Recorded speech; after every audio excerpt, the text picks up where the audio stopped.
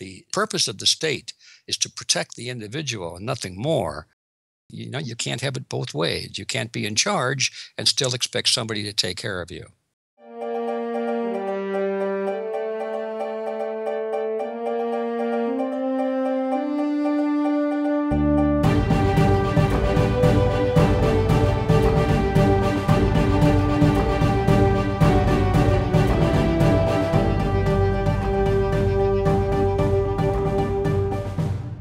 Welcome, everyone. You have reached reluctantpreppers.com, where we help you to be aware and prepared.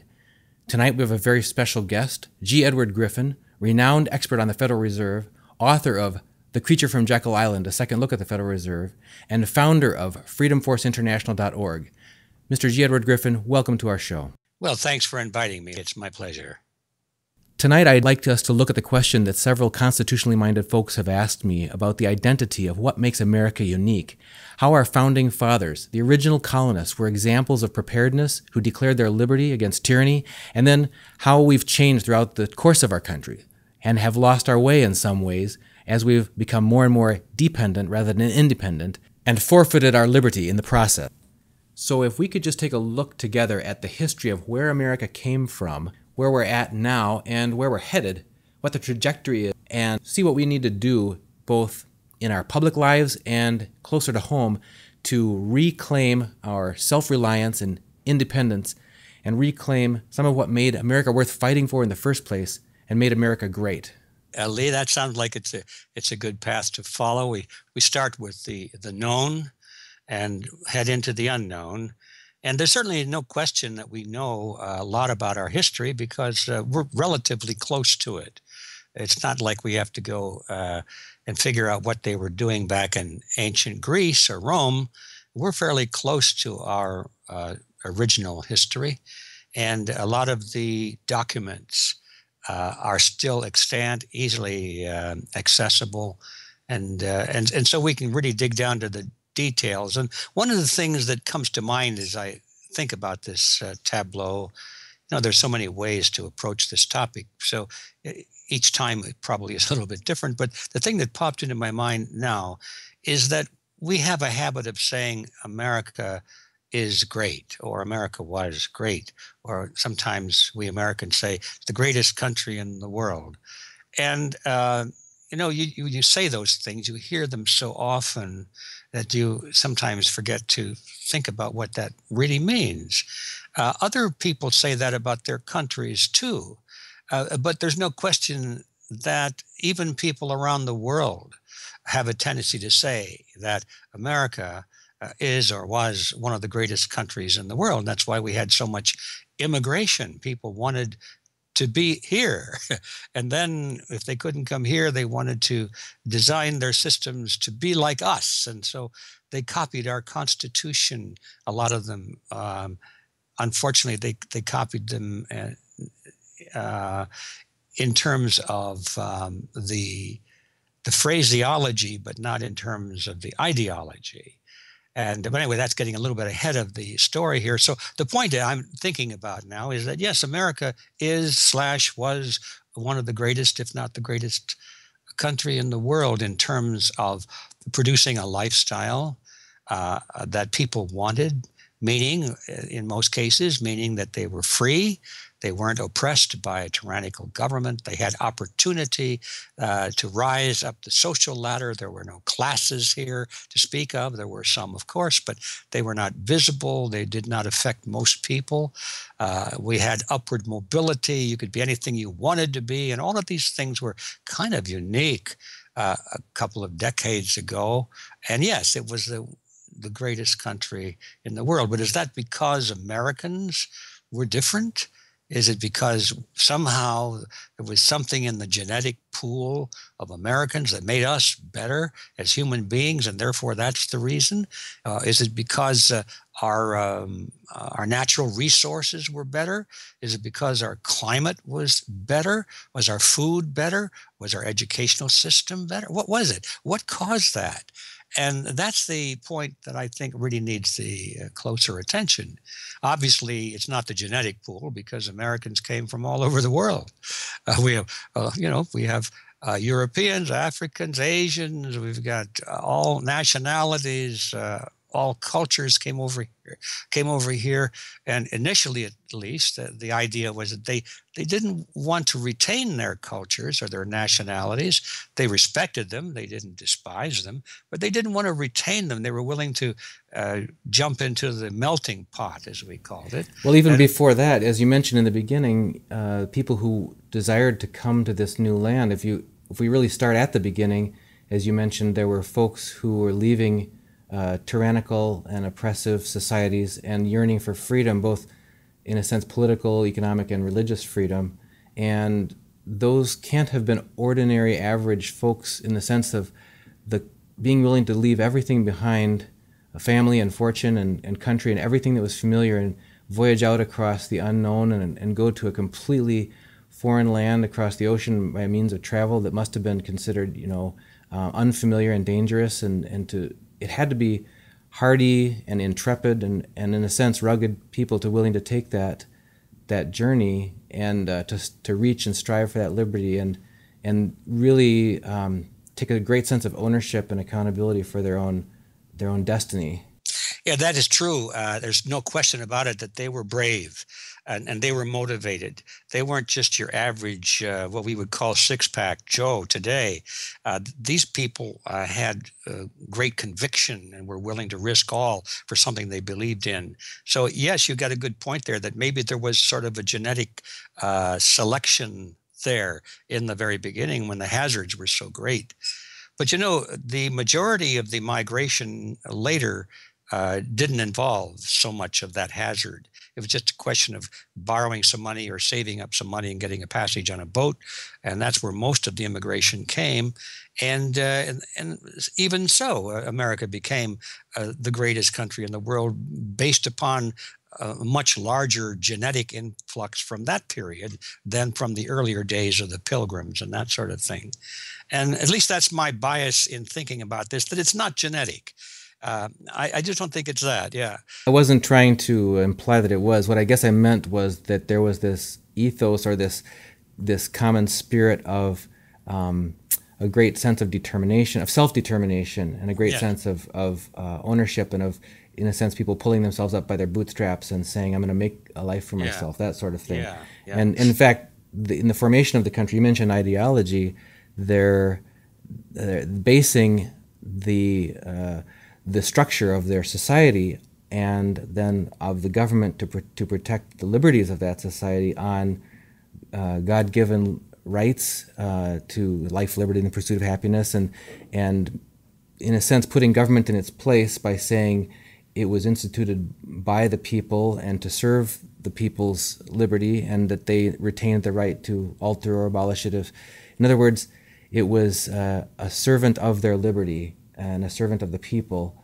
And just that's where I was imagining us starting, just to talk about if that's the Constitution that we started from, then what direction did we head from there? How did that change in ways through the next century or two to end up in recently in the 20th century with many different changes that occurred in terms of the relationship between people and the state? Yeah, well, you've hit the nail right on the head there, Lee, because even getting back to my original departure point, which was the question of what was it that made America great? If it's not the genetic pool, it wasn't the religion specifically, what was it? And so let's jump to that. In my view, at least, it was a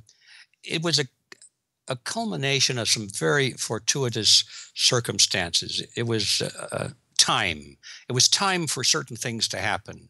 The philosophical writers in Europe, were beginning to dabble with concepts of personal liberty and freedom. The rise of nations.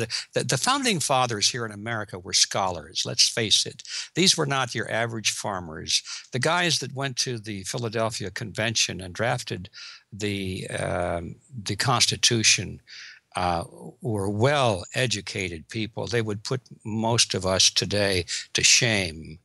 and they, most of them had traveled to Europe. They'd studied in Europe. They came from wealthy families. They were, what that dreaded word, they were part of the elite of the period. And it happened at a time in history when people like Adam Smith were writing about concepts of personal property and the free market, and the idea that the human being individually was sovereign, and that the kings were not the source of sovereignty, but that the individual was the source of sovereignty. And this was a new idea. It had never really been contemplated in history. It's certainly not written by the philosophers, the political theorists, nobody. It was just a new idea that happened at that particular point in time. And then the other fortuitous circumstance was that here in the American colonies, I say here, in those days they were the colonies, here we had this ruling group of people, the smaller group of people who were the dominant ones in society, who had enough affluence that they were able to spend time. They could send their young men and to some extent their young women to school, and they could learn philosophy and read about history. They knew about ancient Rome. They knew more about history than the average American college graduate knows today. And they began to think. And these are the people who rose up and became leaders of the American Revolution. And of course, we can skip over that dramatic piece of history. We all know about what the odds were of winning that war against Great Britain. It was pretty small, but they won nevertheless. And now here they had this opportunity to create a new system from the ground up. Now, every time that happened before, the winners always just replicated the system they previously had, and this declared that now they were the new rulers. They were the new emperors or kings or whatever they were called. Sometimes they were religious sects that ruled, and they became theocracies. But most of the time they were monarchies. And so when the colonists overthrew or defeated the British army and now had a chance to create their own system, it was amazing. It was a fluke of history that they decided to do something different. Had never been done before. They decided to create a constitutional republic instead of a monarchy. Everybody wanted George Washington to be the new king. Most of the people in America thought there was nothing wrong with having a king. They just didn't like the old one. They wanted a new one. They wanted one that was an American king. That was what they were used to. Nothing wrong with that. But if it hadn't been for this small group like, Washington and Jefferson and Adams and those fellows, well, we would have had another monarchy here in the United States. But they said, no, let's try this thing called a constitutional republic in which the sovereign element of society is the person himself, the individual, and that the state is designed to serve the individual instead of the individual supposedly serving the state. That's the first time that had ever happened. And so now we finally get back to the question at the beginning, what made America great? I think that was it. It was not its people. It was not its resources, not the genetic pool, not the weather, not the climate, or any of that sort of thing. It was the genius of those people at the Constitutional Convention who tried an experiment. They called it the experiment then, and it certainly was. They created a constitutional republic which limited the power of the state and made the state subservient to the people. Now, having said that, and that's something we all know, we've read about it, maybe we haven't thought too much about what it means. Now we compare that with what we have today. Well, gradually, bit by bit, the system has been turned around and put back to the way it was before the American Revolution, where now we as individuals serve the state and the state does not serve us. We now have a king. We don't call him a king, we call him a president, but we now essentially have an emperor or a king, a monarch, and people in America seem to think that's okay because they don't understand the ideological questions that were very much in the minds of those who drafted the American Constitution. Before we leave the colonialists and turn entirely to the more recent centuries, what you were describing about the genius of that era and the experiment that they launched on, I also wanted to ask you what we know about the self-reliance of the individuals of that time. In other words, if they didn't expect the state to take care of them, were they constituted themselves to be self-reliant? Was that in the makeup of their expectation of themselves and on each other and in their communities, that they would take care of themselves? Well, yes, I think the question is self-answering when you think of it, because if we understand that the state was created by the individuals, and the state had its purpose to protect the lives, liberty, and property of the individuals, nothing more. It was the servant of the individuals. You might actually ask your servant to protect you, but you don't ask your servant to feed you and teach you and educate you and tell you what to think and what to wear and, make all of your daily decisions. Your servant is your servant, and you're in charge. You sort of have to take care of your servant. You've got to pay your servant. You've got to be concerned about your servant's well-being because it's in your own self-interest to do so, and so forth. But obviously, when you accept the idea that the purpose of the state is to protect the individual and nothing more, which was what it was all about, obviously you don't turn to the state and say, well, take care of me and provide my medical benefits and, take care of my housing and my food and my education and, tell me where to work and train me for this, that, and the other thing. And not at all. In the beginning, the individual was self-reliant, and that's part of the deal. You can't have it both ways. You can't be in charge and still expect somebody to take care of you. So how long did that last, that tradition of self-reliance? That's a good question. I don't think there's any way to put a mark on it.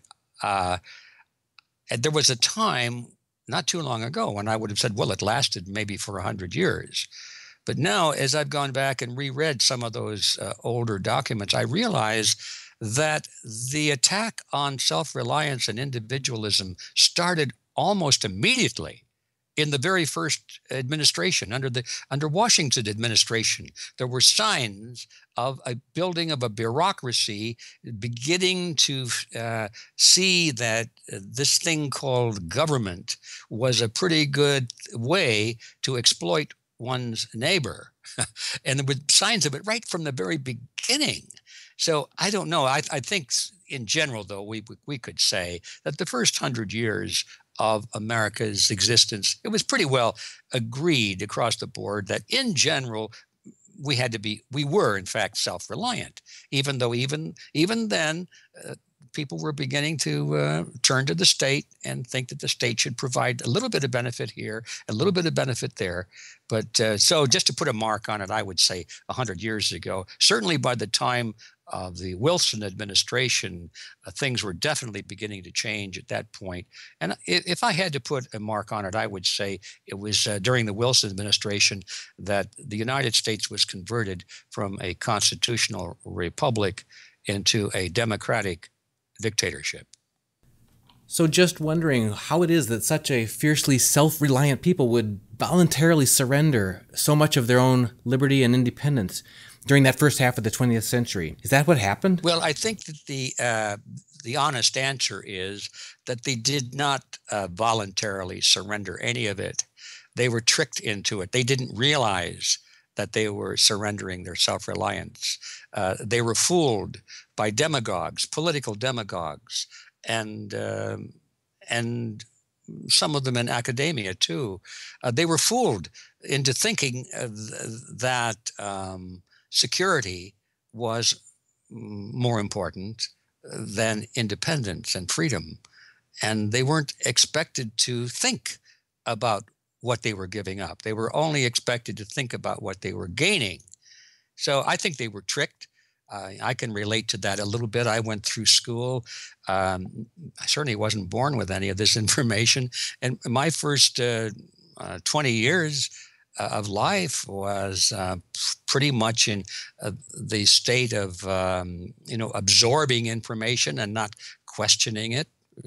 Young people don't often question too deeply, especially these deeper philosophical or ideological issues. And I went through school being taught that, the democracy was a wonderful thing and the greatest good for the greater number was okay, an individual had to be sacrificed. That sounded good. I thought, all of the slogans of Marxism sounded good to me. From each according to his ability, to each according to his need. What's wrong with that? Doesn't that sort of sound good? And so I came through the first 20 years of my life just sort of buying into all of this because I was only being exposed to half of the equation. I was only being exposed to the bait. And I was never allowed to see the spring in the trap that was behind the bait. And so I think the answer to the question is that the American people were victimized by their political leaders and their educational system. You make the analogy of a mousetrap. It makes me think about not just the bait and the spring, but the why. There must be a master reason why. There must be a plan of why is this trap being set. And the two that first come to mind in this case is thinking either that someone is genuinely believes the ideology that you were describing is that the way to help the most people is to do exactly as you said. You take from those who can produce and give to those who seem to be struggling with that. Isn't there additionally a motivation that's, you mentioned earlier, I mean, the people who are doing the educating of people to think that way, were gaining from it. Some are more equal than others. Yes. Yeah. Some are far more equal than others. Well, I think the answer is that most of the people who buy into the collectivist ideology, which is what we're talking about here, do so out of sincerity. They have, their motives are good. They want to do what is right for their neighbor and for their family and their friends, their country, the world. That was certainly my motive. I thought, gee, naturally, I want to do good too. I want to put my own interests very high on the list, but I didn't want to hurt anybody. I didn't want to take advantage of anybody. I believe in the golden rule and all of that sort of thing. So I think most of the collectivists come into it at that level. But, I've reluctantly come to conclude that within any cross-section of the population, you're going to find a certain percentage of people that I would call predators. They have a predator instinct that is much higher than the average person. And I've come to the feeling that there's about 15% of the population that have a very strong predator instinct. And they're the ones who would be far more willing to steal, to cheat, to rob, to enslave, to be brutal. And that's just part of their genetic nature, I think. I know we get into the argument, is this inculcated by culture or is it genetic? I think it's primarily genetic. That's my view anyway. But regardless of this cause, I think there's about 15% of the population that would just gravitate into any opportunity, if they were given that opportunity, to exploit their fellow man. Well, once you have the concept that the state is a government, in other words, it has the authority to compel everybody to do something, and you can redistribute wealth. You can take money from some people and give it to others, and you can be considered as a great guy for doing so because you're serving some kind of a higher principle of taking care of the masses. Once you've got that power, that lever of power in your hands, you're going to be tempted, especially if you've got this predator instinct, you're going to be tempted to start to use that power for something other than the best interests of mankind. You're going to use it for your own benefit. And so I think whenever you have, I know, I can look into history as anyone can and see whenever government has been given a lot of power, that is a direct measure of the extent to which that government has been taken over by predators from society. The crooks in society, the criminals in society move into government, and those are the people who wind up running this thing. And so we wind up eventually, even though I don't care how high the ideals were in the beginning, eventually that institution winds up as nothing more or less than a crime syndicate. And that's what happens when you let the state move beyond that defensive purpose, the purpose of defending life, liberty, and property of its citizens, which is the proper role of the state. Once you step over that line and let the state start to redistribute wealth and direct the activities of its citizens, now you've created a magnet for the predator class. And that really, in my view, is the basic understanding of why all governments that go beyond the defensive role, all governments devolve into a criminal state. Well, we've certainly seen in modern society this tremendous increase in the nanny state, and some say socialism, where large percentages of the American people receiving food stamps, being on other entitlement programs, and expecting the government to provide for them, whether it's health care, whether it's all types of different benefits. So that gets back to the bait that you talked about in the past. And then if the proper role of government is to protect, it seems that that gets twisted or distorted in saying, well, it's for your own protection that we have to increase these measures that are taking away your liberties. Is that, I mean, what other, those seem to be the two, the carrot and the stick, in terms of it's either so that we can provide you with these goodies, these benefits, or it's so that we can protect you from these bad consequences, either way. Yeah, well, that is the trick. That's the difference between the bait and the spring. They always talk about the benefits, but even using the phrase "the nanny state" is kind of deceptive, because that implies that the purpose of the state is to be your nanny, which is to take care of you. Well, and that may start out to be the case, but give that state a couple of decades of existence, and it's no longer the nanny; it's the policeman. It's the executioner. It's the jailer. It's not the nanny anymore. So that leads us into the more recent decades, where we've seen so many what would have been considered unthinkable levels of intrusion into people's lives through almost constant surveillance of innocent citizens. We've certainly had high-profile scandals recently of NSA spying and talk of drones being purchased at large numbers by the country. I know Senator Rand Paul has been objecting to some of that spying. Video cameras in more and more public places. I just saw an article the other day about the police department in San Jose, California, making a program where they get citizens to cooperate with them to allow the police to tap into the private home security cameras of the residents there who participate in that program, so that they can increase their surveillance coverage. And article also on SWAT raids increasing.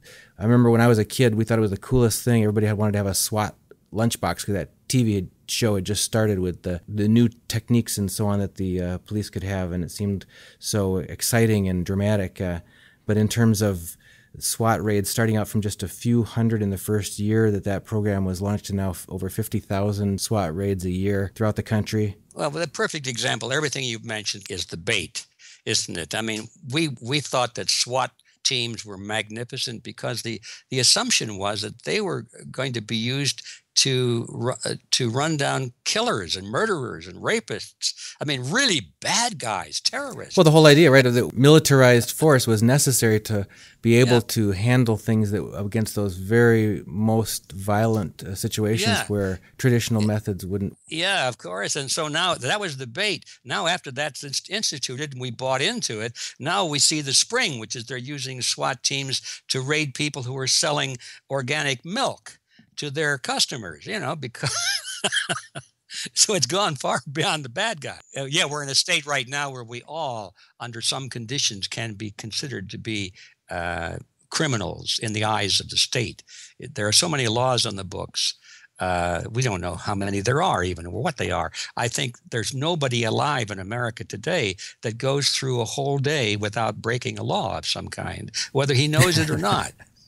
Even if he stays in bed all day, there's probably a law against that somewhere. Well, and back to where we started on the formation of our nation based on this constitutional republic, there's been significant concern expressed in major stories in the last year about restrictions or overruling of constitutional rights. The First Amendment, the freedom of speech, and we have the Department of Justice doing this investigation of media. Has been a chilling effect on who the sources are that can talk to media people. They're afraid they're being going to be prosecuted or going to be investigated. Second Amendment, about the citizenry's right to keep and bear arms, has been under huge attack and scrutiny over the last couple of years, where every type of crisis that appears seems to be an opportunity for clamping down on that. And that does reach back to what you had talked about in the beginning of the state supposed to be a servant of the master, being the people, and not the other way around. And then the Fourth Amendment against unreasonable search and seizure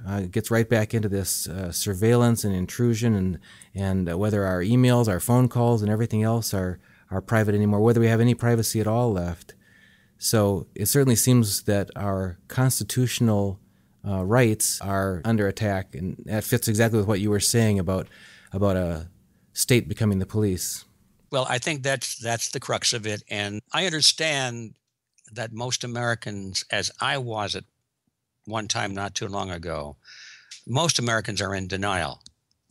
I remember thinking that all the things I had read about our Constitution and about the founding of our great republic were still true. I thought that our government still was responsive to the will of the people and that it was there to serve us. Heck, I came out of college thinking that. I saw World War II. I was still a young boy then, but I saw World War II. And boy, when we won that war, we thought we had made the world safe for democracy. I had no idea what that word meant. What I didn't realize is that democracy was not the best form of government at all, that it always evolves into mob rule, and it makes it possible for demagogues to manipulate the masses and deny the rights of minorities and all these. I didn't understand that. All I knew were these slogans that were thrown at me, and I was in denial. It wasn't until many years later that I realized that, golly, we had lost our moorings long before World War II. We lost them in World War I. And I didn't know any of that because that wasn't what they taught in school. So, we're in that trap right now where do you find out these things? Fortunately, as I said in the very beginning, our history is still fairly close to us. And there are documents that are still in existence. You can go to a library today. Fortunately, we still have libraries with books made of paper, and they're on the shelves, and you can still go and see these things that maybe are 100 years old or 150 years old. They're trying to get rid of those things because they are there. They can't be changed. They can be burned, but they can't be changed. Whereas now the trend, of course, is to get all of this information digitized and onto the internet or into some kind of data storage. And as we all know, you can change history with keystroke on your computer. You can change a date or a name. You can change an event. You can rewrite history, and it'll rewrite in all the data sources in the world in a matter of a second or two. And that is really spooky, because once that is done and all of the hard records are buried or destroyed, then there's no way to go back and find out what really happened in history. We've become the Wikipedia era, I guess. And as we all know, Wikipedia is constantly being revised every day. People go online there and change what's on Wikipedia. And we don't even know who they are that are rewriting that. I had a little run-in with that myself, because although I have never put myself up on Wikipedia, somebody else did. And then somebody else came along and took the information down. And there was a battle going on about my own personal history up there, and I had nothing to do with it, but it depended on who my friends were and who people were that didn't like what I was saying. They were actually writing my history. My people who didn't like me were writing my history on Wikipedia. So there you have it. I saw that with my own eyes. It's still up there, by the way. Anyway, just a little microcosm of what's coming in the future if we allow it to continue. So with all of that, what can an individual who wants to reclaim some of their own self-reliance, some of their own individual liberty, some of their rightful integrity of what it means to be an American, what are a few steps that an individual can take that'll make a difference first in their own life and then for the greater good? I'm glad you brought that up. In this discussion, let's just assume, for the sake of brevity, that this individual we're talking about understand the ideological issues that we have been discussing. They understand the difference between individualism and collectivism. They understand that the individual is the basis of society, not the group. They understand that rights are intrinsic and not granted by the state. They understand these things. Let's go over that. If they don't understand them, then there's nothing they can do to preserve their rights, because they don't understand the origin of their rights or what their rights depend upon. So, but let's skip over that, because at Freedom Force International, which is the organization you mentioned earlier that I founded, and thank you for that, by the way, we spent a lot of time talking about those issues of the difference between individualism and collectivism. And if there's anybody within earshot of this discussion that would like to at least find out what we think they are, wants to brush up on that, I invite you to come to freedomforceinternational.org and spend some time there, because it's critically important that we know what we stand for, what our principles are, before we determine how we're going to preserve them. Because if we don't understand them, we may advocate something that really not in our best interest, that may actually undermine the very principles which we cherish. So anyway, having said that, now we turn to the all-important question of what do we do about it? How do we preserve these liberties and these principles, and how do we build upon them and make a better world in the future instead of a worse world where we seem to be headed? And the answer to that, to me, is so clear, and that is that we have to become more than philosophers and talkers. We have to become doers. We have to get up off of our couches and away from our computers, get off of Facebook, and go out into the world where people are and participate in the organizations that people belong to, especially the organizations that have political influence. I'm talking about political parties. I'm talking about labor unions, or at least the organization and leadership of labor unions, media centers, church organizations. People have a herd instinct, and we move in groups. We follow leaders, and the leaders of the major groups in any society are the ones who determine how that society is going to go philosophically and politically. And so if we want to make a difference, and we want to help shape the future, we have to be active and we have to be influential within those power centers, those organizations that lead the nation. In other words, we have to get out there and get active in politics primarily, and also in education and other fields where we have influence over other people. We have to play the role of leadership as best we can. And if we don't think we have that talent or that aptitude to be a leader, well, we better find somebody who does, that thinks right, and give them our total support, give them everything we can, as though we ourselves were trying to do what they're trying to do. We have to do that. Now, having said that, it's not so hard to do. When you think about the people who have taken over the world, literally, not just in America, but every country in the world, how have they done it? Have they done it through bayonets? Well, they haven't done it through bombs and bayonets in the major countries, although that's still, they never give up on that. But when it came to taking over the United States, for example, or Great Britain or France or Germany, they took them over through these power centers that I'm talking about, the political parties, those structures. They took over the newspapers, the television stations, just a few people at the top. And it wasn't done through a military invasion. That is the clue. That is how we reverse this process. We have to go into these power centers and offer ourselves as potential leaders. We have to gain influence in them. And in that fashion, we can lead the nation back toward the constitutional republic that has been destroyed on our watch. And on the home front, in addition to the public-facing mission that you described there, what do you see as actions that an individual can take closer to home, within the walls of their own home, for their family, for themselves as an individual? You mentioned educate yourself, understand what your natural rights and liberties are, understand the difference between individualism and collectivism.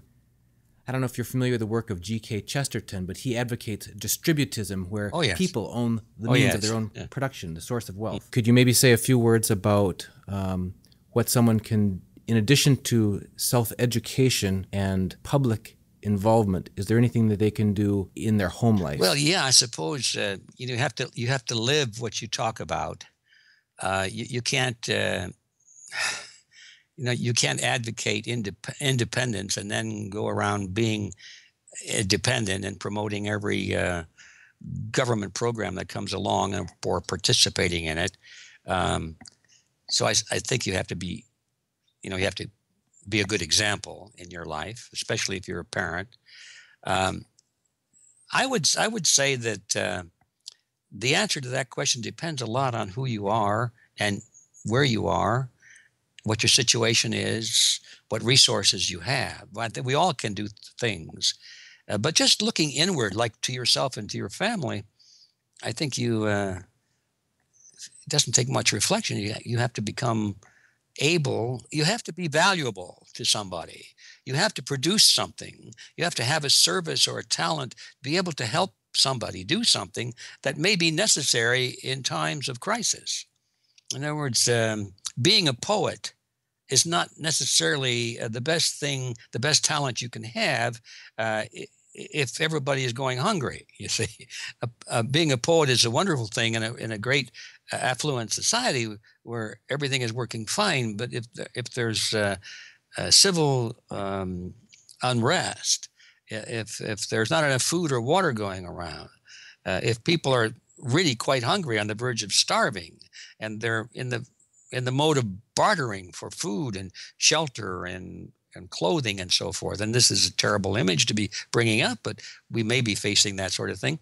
I don't know that you can offer your services as a poet or a public speaker or even a writer such as myself. I think I can offer some books. They said, no, I can't eat the book. What else can you do? I say, well, let's see. I can fix carburetors. Oh, well, now that's something else. In a sense, it's almost reclaiming our ability to be self-reliant, because in a sense, it sounds like that's part of not needing to go into the trap and take the bait and get hit by the spring. Because in addition to saying, I'm going to participate in making a more ethical political structure by supporting either myself as a leader or others who I believe are wanting government to be a servant of the people and not the other way around, we also need to say, I need to not need the government to take care of me. So that's where I was seeing that making perfect sense. I think we all need to focus on having very practical skills, maybe medical skills, cooking skills, growing food, building things, repairing things like that we don't often think about if we're in a highly tiered society where our skills are so divided into minuscule components. They may not be very useful if and when things fall apart. So let me just try to summarize everything we've covered in this great story, this great transition from where our first colonialists coming here, the first Americans, escaping tyranny in England and then declaring their independence here, fiercely self-reliant, able to take care of themselves, meet the basic needs of their families and their communities, and that being a necessary underpinning for their freedom. And then over the next 2 centuries, the increase from government expanding itself and people taking the handouts from government and surrendering bit by bit their personal independence and becoming more and more dependent upon the government, to where they lost their way and forgot who we are as Americans, that to really be an authentic American is to possess liberty, and that liberty coming from independence, and that independence being based on self-reliance, preparedness, and the ability to take care of ourselves. And that in order to reclaim our liberty, we first need to reclaim our ability to be prepared, to be self-reliant, to take care of our families first and our communities. And instead of asking the government to be our nanny, which turns into a police state, instead say that our government needs to be the servant of the people and serve to protect our liberties. And that's what made America great in the first place. That's what it is to be an American. Yes, and I'd like to close by on a more positive note by saying that the real positive side of this picture is that because things are unraveling and they're really coming apart at the seams, as bad as that may seem, and as bad as it gives us an opportunity to make some significant changes. We'll now have an opportunity to rebuild. We'll have an opportunity to make some significant improvements. The Constitution, which was given to us, was an amazing beta model. Absolutely amazing for a beta model. It wasn't perfect, obviously, because it didn't hold up for more than about 100 years. But the fact that it did for 100 years is pretty good, I think. Now we have a chance, because of this recent history, to see how the predators that I was talking about were able to exploit some weaknesses in the Constitution. And so the next time around, we have a chance to redo it and make it better. The next model will last much longer than 100 years. Maybe it'll last 1,000 years. And that one, too, will fall apart eventually. But then those who lived through that one will say, aha, we see what the problems were. And the next one will last 10,000 years and so forth. That's the bright side of picture. We're building upon human experience. And so our opportunity right now is really magnificent, because we can become the leaders in the next round, the next founding fathers, you might say. We have a chance to build a new society. And for that, I'm very grateful to have an opportunity to participate in that undertaking. And if anybody wants to, who shares that enthusiasm for this, I urge you to do a couple of things. One is, first of all, I offer you a free subscription to my weekly news service, which is called Unfiltered News. I spend a lot of time with that every week, trying to pull together the important news stories from around the world and explain up front in a headline or two just what it's all about. It's called Unfiltered News. You can look it up on the internet, unfilterednews.com. It's free, and I urge you to sign on and see what kind of mischief we get into. Secondly, if you want to become part of the solution, definitely go to freedomforceinternational.org. See what we have to say there. And I urge you to become part of the Freedom Team, because we can make a difference for the future. Well, G. Edward Griffin, on behalf of all the freedom-minded individuals who will be listening to this, I appreciate you spending the time with us. Thank you so much, and we look forward to being able to talk with you again. Oh, yes, I definitely would. Thank you.